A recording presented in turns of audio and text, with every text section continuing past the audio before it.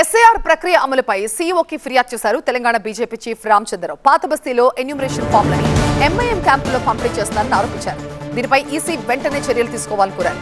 ఇప్పటికే పలువురు ఓటర్లకి forms అందలేదని, Telugu forms తో ఇతర రాష్ట్రాల ఓటర్లకి ఇబ్బందులు తప్పట్లేదని ఈసీ దృష్టికి తీసుకువెళ్లారు.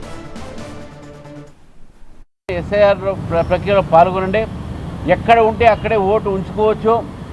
చాలా ముఖ్యంగా కాంగ్రెస్ పార్టీ రాజకీయ ఉద్దేశంతో హైదరాబాద్ నగరంలో వసిస్తున్నటువంటి ఇతర రాష్ట్రాలు కానీ ఇతర జిల్లాల ప్రజల్ని తప్పుదారి పట్టిస్తూ ఉంది.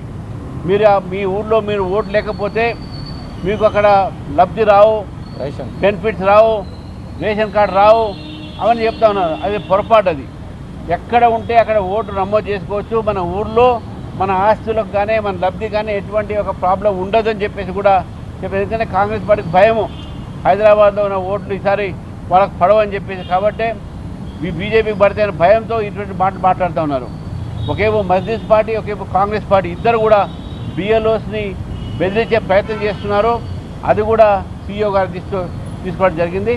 తప్పకుండా ఈ యొక్క విషయం పైన సీఈఓ గారు విచారణ జరుపుతారని చెప్పి కూడా చెప్పడం జరిగింది.